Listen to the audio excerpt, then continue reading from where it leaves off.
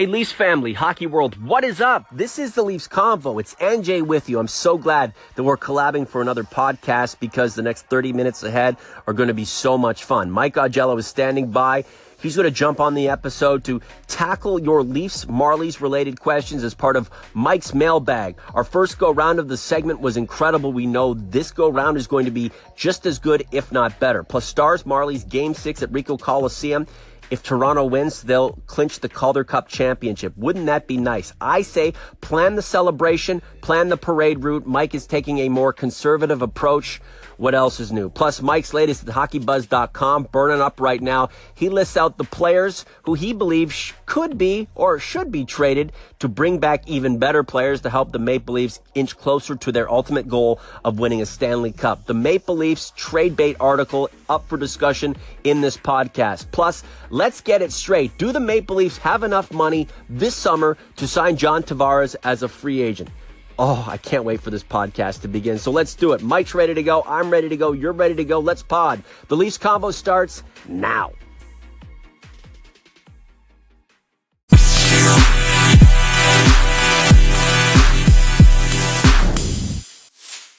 And here he is, President Trump, Secretary of Hockey, the one and only Mike Augello. Hello, sir. Good morning, Norman. Please, I would not want to be associated with the name that you...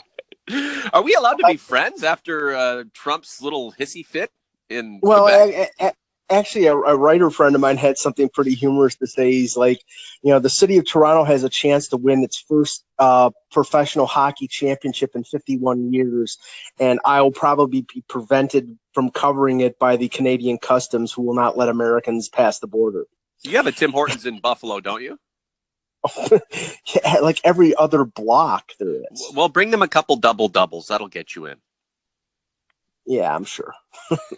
So the Marlies in position to win Toronto's first professional hockey championship in over half a century. Tuesday night at Ricoh Coliseum, up 3-2 on the Texas Stars. That was a nice little effort in Game 5 to wrap up their Texas portion of this Calder Cup Championship Series. What say you, my friend? I mean, it was the most dominant performance that they've had since, I would actually say since the Syracuse series, because the Lehigh Valley series was pretty close. Most of the games were. 2 minutes and 19 seconds into the game, they were up 2-0. Janssen with the breakaway, Trevor Moore with a goal a few seconds later. It was really impressive. And then, Texas came back at a goal early in the second, and you got the feeling that the crowd was behind them, that there's a chance that they could climb back into the game. And then within a few minutes, Colin Greening scores to make it 3-1, and then Calle Rosen with a couple goals that were just, if he could play like that all the time, I would say he's an answer for the bottom pairing. So it was a very impressive victory. They didn't tax Garrett Sparks a lot with a ton of shots. They played a good defensive game, but they were offensively very, very good.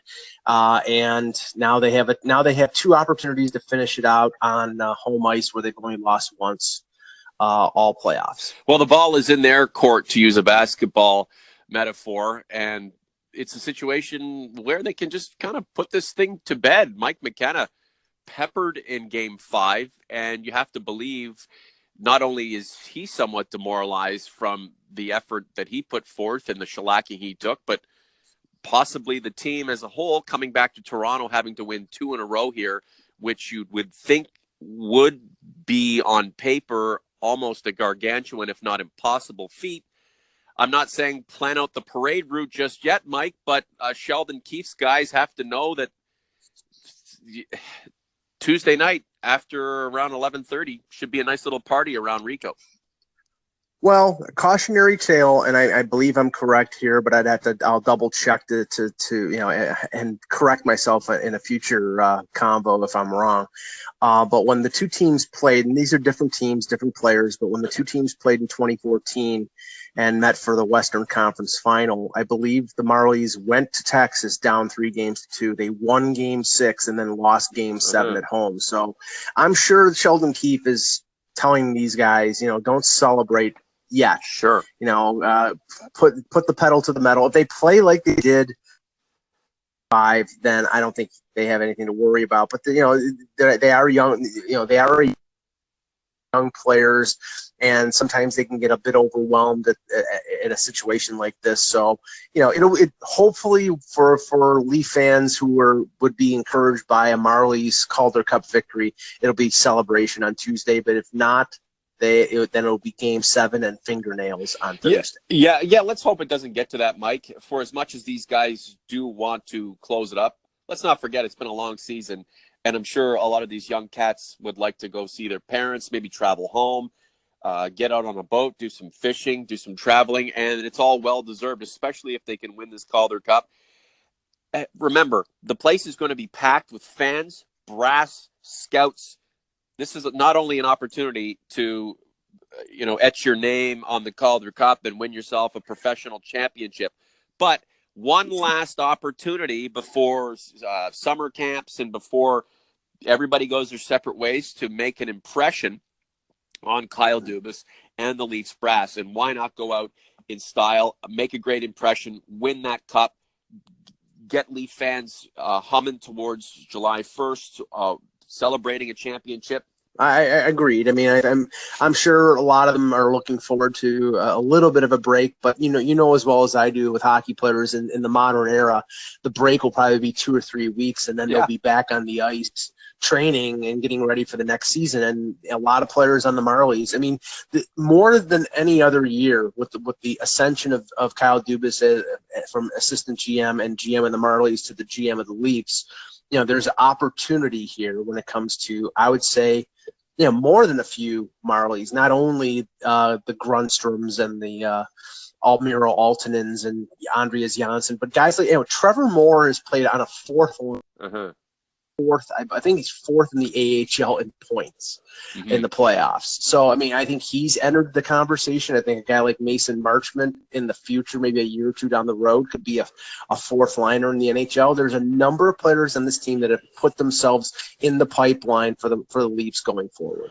Hey, this is the Leafs Convo. I'm Norman James in London, Ontario. Mike Jello in Buffalo, New York.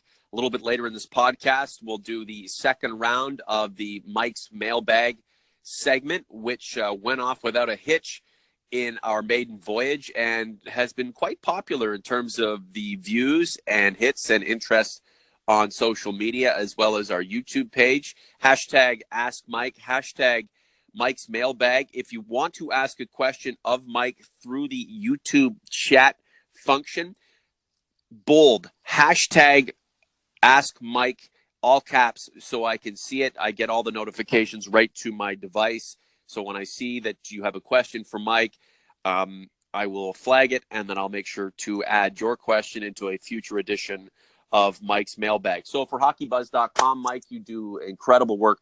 Oh, by the way, congratulations on being one of the most read hockey bloggers who focuses on the Leafs, Mike. It's well-deserved, and for my money, you are the best in the business. So thank you very much for being associated with this podcast. Your latest, ginning up a lot of hype regarding trade bait and which Maple Leafs would be considered ripe for the picking for other teams to grab and offer back players or resources that the Maple Leafs would need to push forward towards contendership. Tell us a little bit about your article. Well, Frank Cervelli on TSN annually does what he calls his trade bait list, which is the top 5 players or assets. I know he lists and other things as well on the list that may be traded over the summer. And, it's throughout the league. And he didn't list any of the top 25 as Leaf players who would possibly be traded. But I took the framework of that and applied it to the Leafs in the sense that I think the Leafs are going to be one of the teams that is going to acquire 1 or 2 of the players on that top 25 list, and what they would have to give up in those potential deals. And, he lists a number of defensemen, anywhere from Chris Tanev to Erik Karlsson. And I think the Leafs will be in on, if not all of them, then a few of them. And who are the top 5 most likely movers off of the Leafs to that team for a particular deal, either for a defenseman or a center. And the number 1 player on the list was Jake Gardiner. And not because, and I specified, not because of the brain cramp in Game 7, but because of his contractual situation. And, if the Leafs want to sign him, and, they have a year to do so, and maybe they can get him on a hometown discount, but it's a question of, he had a career high 52 points, and what you would have to spend in the current construct of the NHL salaries in terms of defensemen. It would probably be in the $5.5 to $6.5 million range, and whether the Leafs want to pay that to Jake Gardiner, who is obviously, it sounds negative to say a flawed player, but he's a one-way player. He's really good in the offensive zone and not very good in the defensive zone. So if a team out there is trading a defenseman who has term left in their deal, they may want to have a defenseman who they can have on their roster for at least a year and maybe extend. And Gardiner would be a perfect illustration of that at $4.025 million next year, and then a UFA. So in any deal for a Jacob Trouba or an Oliver Ekman-Larsson or a Noah Hannafin or any kind of these deals, that team might be interested in a Gardiner because of the type of defenseman he is, which is an offensive defenseman. The guy who was number 2 on the list, and granted, some of these guys are players that the Leafs really don't want to give up, but as you said, you're going to have to give up something to get something. And number 2 on the list was Kasperi Kapanen. Now, he's 21 years old. He's on his ELC still, so he's cheap. He's talented. He's in a fourth-line role because the Leafs are stacked on the right side with Connor Brown, Nylander, and Marner. Now, if they move Nylander to center, then maybe it takes away from the availability of Kapanen, but it doesn't sound like that they're really going to do that. It sounds like that Nylander is going to stay on the right side with Matthews. If that's the case, then you have an asset there. You have depth on the wing in the organization, and he's a player who's cheap, who's talented, and that other teams would be interested in because of those reasons. So he's number 2. Number 3, as I've mentioned on a couple previous shows, is Garrett Sparks, because of the goaltending glut situation, because they have Freddie Anderson as the number 1. I'm convinced that Babcock, no matter what happens in training camp, will go with McElhinney as the number 2. And I don't see Dubas keeping 3 goaltenders on the roster to avoid losing Garrett Sparks off on waivers. So I think that it either means that Garrett Sparks is the number 2, and they trade McElhinney or waive McElhinney, or they're trading Sparks. And I think there's more of a likelihood that they're trading Sparks than the other scenario. Number 4 is Matt Martin, simply because Matt Martin, after July 1st, and that the Leafs pay the $1.5 million signing bonus, is a $1 million player with a $2.5 million cap hit. And I've of course surmised that there's a possibility of him going back to Brooklyn with Lou Lamoriello there as the GM. And he's the one who signed Martin here. And number 5, I have to put in the category of, I don't think that they want to trade him. And if they do trade this guy, meaning Connor Brown, I think Mike Babcock will shed a more than one tier, because he loves Connor Brown and he loves his versatility. And I think Connor Brown was done a little bit of a disservice this year, being shifted all around. He went from 20 goals to 14 goals. But I think he's an adaptable player. I think he could, if they had to move Nylander to center, he could replace Nylander on the first line with Matthews, or he could move up in the lineup. So I don't think they want to give him up. And his salary is $2.1 million, which is very, very inexpensive. So, I don't think they want to move him. But if that's the price that they would have to pay to get that defenseman they really need, I think that they would pay it. You want good stuff, you're going to have to part with good stuff. Mike's column at hockeybuzz.com in regards to Maple Leafs trade bait. The players Mike thinks could be moved out to bring back players who will help the Leafs move forward. Very interesting stuff at hockeybuzz.com. Mike, there's a reason why you're one of the best in the game. It's because you give us food for thought, and you're not a prick about it. You just lay it out there, and you're very analytical, and you're cordial. You are certainly a statesman and a gentleman, unlike your president right now. We're allowed to be friends, aren't we? We're still cool, aren't we? Canadians and Americans. We're still I think so. This is called détente. Yeah, détente.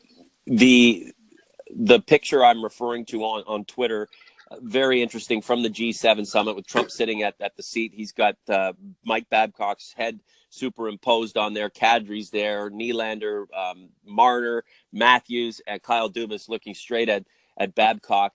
And still our water bottle at Lonnie_Bahanas said through a tweet with this picture, quote this tweet with what you think is being said at this meeting. No, Mike, he puts in there, we're not signing Komarov to be a power play specialist next year. And I captioned it, go ahead, ask me to trade for Plekanec again. I dare you. So we'll put the picture up on the YouTube podcast. You can follow me at I am Sports Heart at the Leafs Convo. You can see the retweet of at Lonnie_Bahanas' tweet. Really amazing stuff. It's the Leafs version of that G7 summit with petulant Trump in the middle of all the action. We're going to get to Mike's mailbag in just a quick second, but here's a new segment that I want to create here, and whether it's something that we do every single podcast, I'll have no problem with it because it's about dispelling myths. It's called Let's Get This Straight. Mike, lay out the cap situation the Leafs are dealing with going into this free agent period, how it will benefit them, what they're up against, and how it would pertain to John Tavares potentially being lured to Toronto, signed by the Maple Leafs, because you do see a lot of opinion out there that's not necessarily based in fact, pushing this narrative that the Leafs don't have money. Then there's the faction who believe the Leafs have all kinds of money to spend, and there will be no entanglements in the seasons to come. Lay it out for us, 100% fair and square right now. Well, the strange thing is that in the short term, meaning next year, the Leafs have a great deal of cap space. They have, according to Cap Friendly, they have a little over $22 million in cap space. And now that's a pretty healthy chunk. And we're talking about them having to re-sign guys like Nylander, and we don't know whether it's going to be a bridge deal or a long-term deal. Can they sign Tavares? That's what we want to get at here. They can sign Tavares, and this is not an original theory. This has been talked about by Chris Johnson from Sportsnet, and I agree with him, that the perfect scenario would be to sign Tavares to a 1-year max deal. Like they could afford to pay him, like it's the maximum salary that the CBA allows is 20% of the cap. Now, if the cap goes up to $80 million, they could pay John Tavares 1 year at $16 million. But all the risk in that situation is on John Tavares because he could get injured and he doesn't have the security of a long-term deal. If he goes now, the positive here is if the Leafs sign him to a 1-year deal, then they could sign him to an 8-year extension after that. He would basically get full money on the 1-year deal, and then maybe they could sign him to an 8-year extension at a little less because they paid that front money in a very creative way. And this is the thing, we know that Kyle Dubas, we know that Brandon Pridham, Lawrence Gilman, as part of this management team, they're going to be creative. Something like this is creative. Now, I don't know how realistic it is. I was talking with another hockey writer this morning, and I said the last time that this happened was, if you remember, Marian Hossa signed a 1-year contract with Pittsburgh, and then he signed he was traded to Pittsburgh from Atlanta. Then he signed a 1-year contract with Detroit the year after. He lost the cup both times with Pittsburgh and Detroit. He was on the wrong side of both times. And then he went for the long-term deal to Chicago, and then he won 3 Stanley Cups. So there is precedence here. But I don't know whether Tavares is going to accept a 1-year deal. I think he's going to go for the max for the 7 years. So this is predicated on Jonathan Tavares wanting to be a part of the Toronto Maple Leafs, like right now. And if he's willing to twist the arm of his agent and have him agree and help construct a deal that helps the Maple Leafs in the short term and then allows them some flexibility and him to get paid going forward, then he will do so. The question amongst our listeners and our followers and the people who consume the Leafs Convo right now, and maybe we can get a nice, inspired, lively chat component of this podcast on YouTube is, does John Tavares, I keep calling him Jonathan, like, he's 14 or something. Does John Tavares want to do this to help the Maple Leafs and help himself and help the team does he still have that affinity for the Maple Leafs? Does he still believe that his career trajectory somehow intersects with the Maple Leafs and it all ends with a Stanley Cup? I just don't know, Mike. I just don't know if that's the case. And it's not like be the guy and have this cap situation be such a big deal. And John Tavares is now your focal point. He's coming to be potentially the two center to Austin Matthews, who's going to have his own contractual situation needing to be ironed out at some point in the near future as well. So it's like you're taking up a lot of money, but also becoming the deputy as opposed to the sheriff. Mike, we've got to get into the mailbag, and this actual what we're talking about here pertains to the first question. So point to you, and then we'll carry on. Well, every indicator is that Tavares wants to go someplace where he can win. If he leaves the Islanders, he's going to go to someplace where he thinks he can win. I think he will think, and I think a lot of people think, that Toronto is a place you can go to win, but there are a number of other teams too. So, we'll find out on July 1st or maybe a few days before whether it'll happen, but it's up to interpretation and it's up to him where he wants to go. Mm-hmm. All right, time for Mike's mailbag. Hashtag Ask Mike, hashtag Mike's mailbag in the YouTube chat. Make it bold, all caps, so I can see it. It'll come to my notifications, and we'll get your questions through YouTube into a future podcast. Our question at Parman123 asking about the Tavares situation. Can the Leafs sign Tavares at 20% of the cap for 1 year and extend him 8 years after Jan 1st, 2019 at a cap-friendly $10 million? Nothing in writing, of course. Anything to add to that, or do you want to carry on?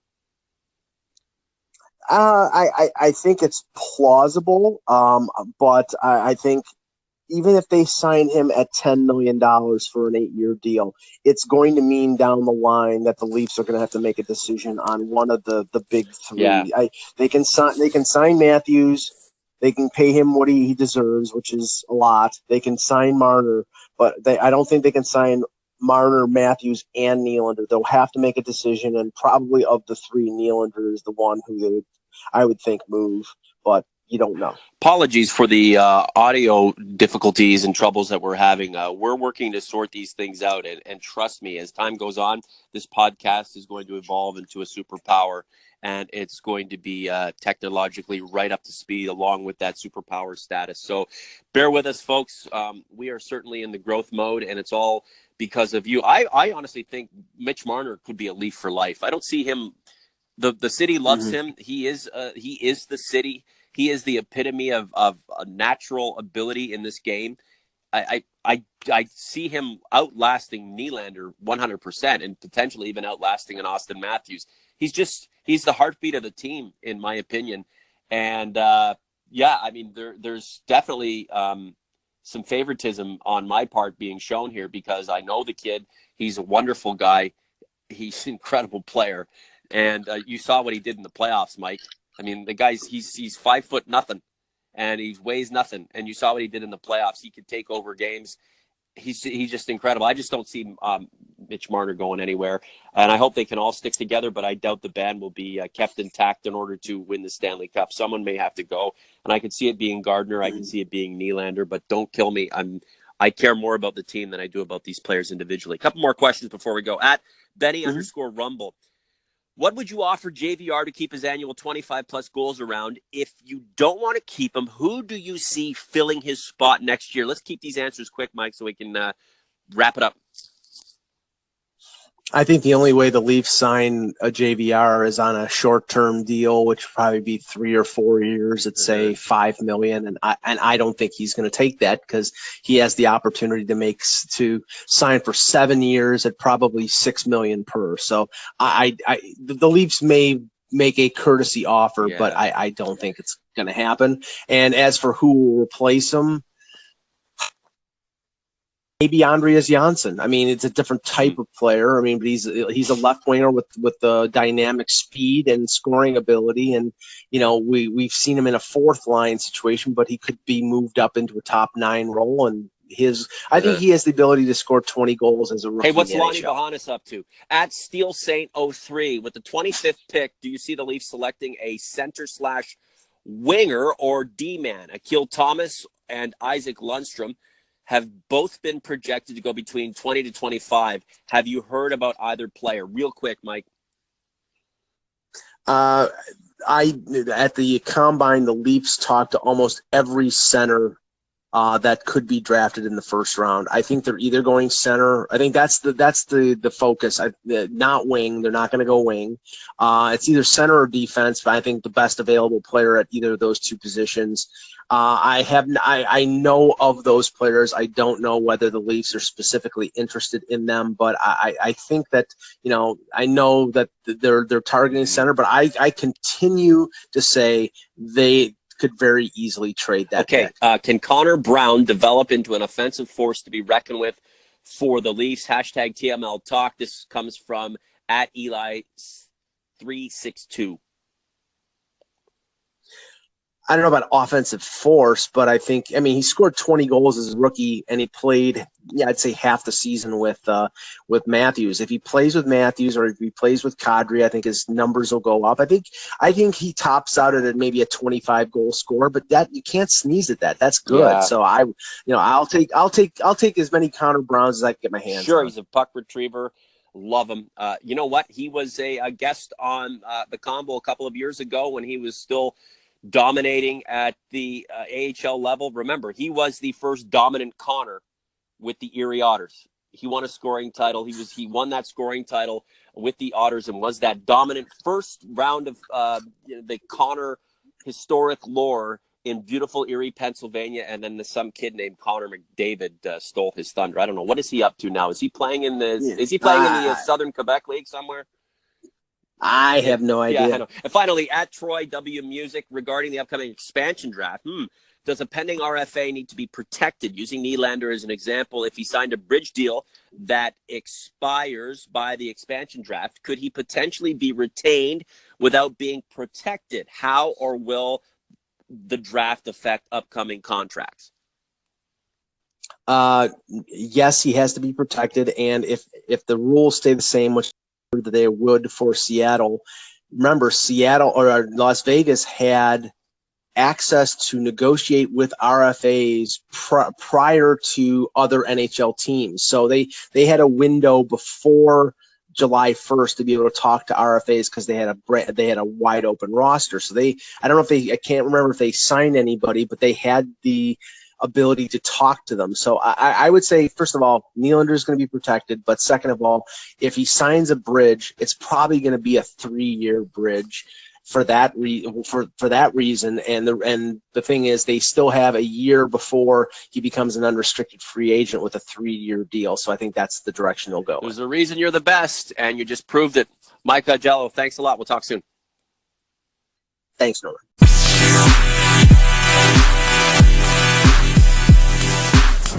Hey, don't forget, if you want Mike or myself to answer one of your Leaf/Marley/hockey related questions on a future podcast, you can get those questions to us. Hashtag Ask Mike, hashtag Mike's Mailbag on social media. In the YouTube comments section, capitalize those letters. Hashtag capital Ask Mike, hashtag capital letters Mike's Mailbag. We will get to your comments. We'll add them into the queue, and they will be answered in short order. Thank you so much for your support of this podcast. Make sure to like the podcast, dislike it even. I don't really care as long as you're reacting to it.